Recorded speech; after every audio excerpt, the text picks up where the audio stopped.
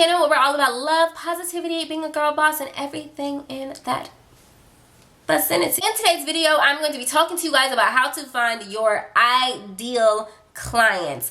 I realize that a lot of us are just trying to get clients for our businesses, but in order to really make money in your business, in order to enjoy your business and not be burnt out, is to get clients that are ideal for you in your business, to get clients that you love, that's made, that's catered to what you have to offer. And that's what we're going to talk about today. So if you have a business and you're trying to get clients that are ideal for you and your business, then keep on watching.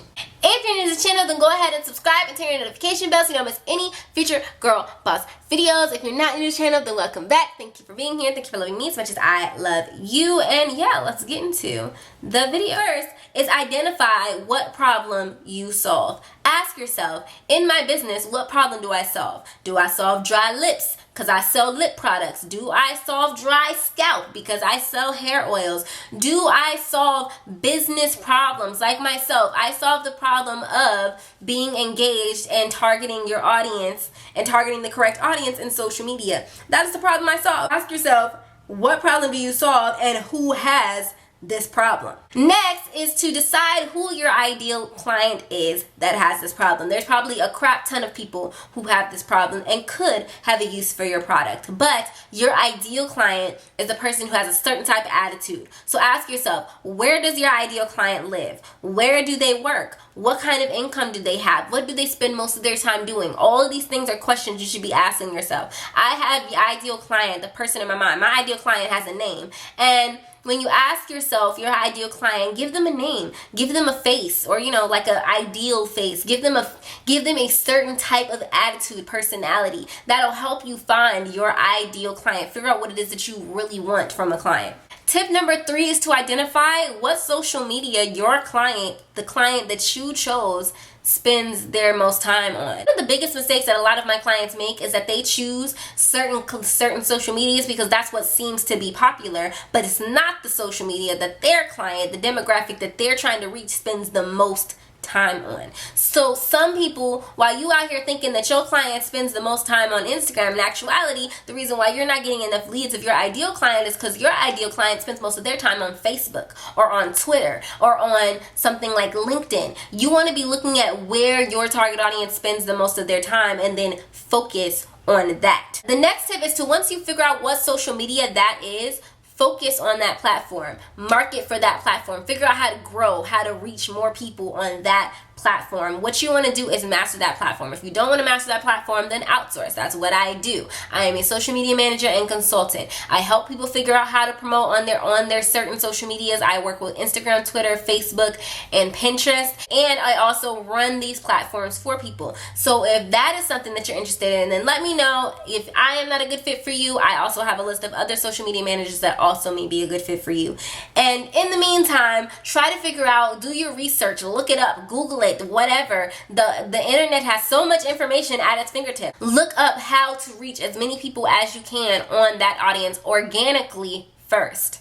Tip number 5, do your homework. Figure out what kind of content would be the most pleasing to your audience on this platform. So if your audience is millennials, what do millennials like? What kind of stuff makes millennials happy? What do you see millennials looking at and sharing the most? Look at what your demographic is doing.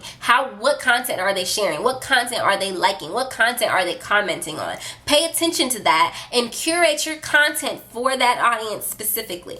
Tip number 6 is to study similar businesses. One of the things that I cannot stand saying is that there are so many businesses out here doing the same thing that they're doing. How are they ever going to market to their audience? Blase, blase, blase. But one thing that you can take from that argument is there are lots of other people out here doing what you're doing. Look to see who's succeeding and who's not succeeding, and what are the people who is succeeding doing differently.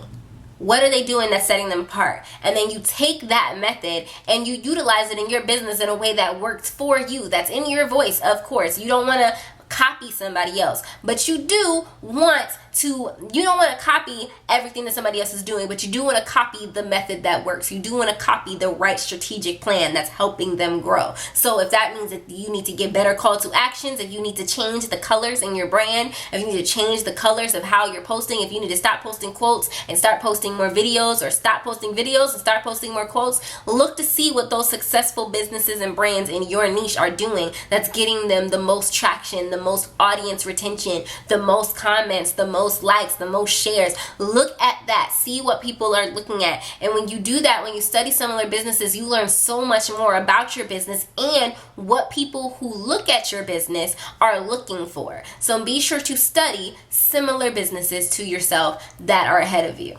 The last but not least tip that I have is to stop accepting just anybody as a client. You're never going to get your ideal client and maintain your ideal client and even attract your ideal client if you are constantly bombarding yourself with people that you really don't have any desire to work with just to say that you have clients. I've done that. I've been there. Trust and believe. I've taken on people that I really didn't think were going to be a good fit, but hey, it was a client. I wanted clients. I wanted the shmoney. So I accepted people that I knew weren't a good fit for me. And then I ended up miserable. I ended up not enjoying what I do because I was taking clients that I knew weren't for me. That was not my ideal client. It wasn't even close to my ideal client. Stop accepting just anybody. Take on the people that fit you, that work for you, that make sense for you. And if it isn't a good fit, you need to get yourself, I have a team of social media managers. So if somebody isn't a good fit for me, then I think about who I think would actually like this client.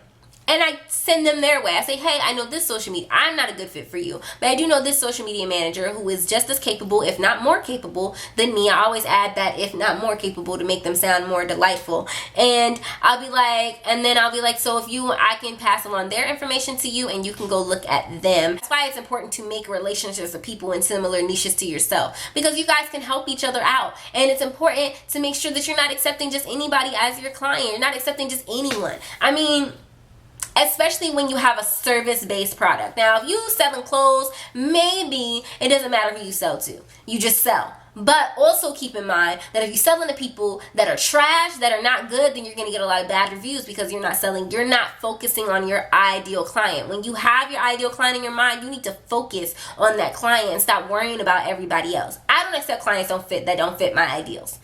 I interview my clients just as much as they interview me. And if I do not like your attitude, if I feel like it's going to be a negative working relationship, it's done. It's a done deal.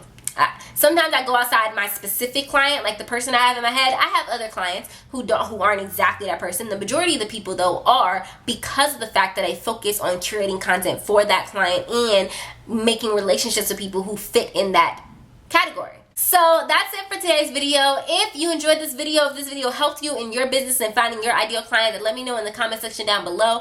If you haven't already, then go ahead and subscribe to this channel so you don't miss any future Girl Boss videos. If you're not, if you've made it to this point in the video, then leave, I don't know, any type of business emoji in the comment section down below. I don't know. I don't know, a briefcase or something. I don't know. And yeah, I will see you guys in the next video.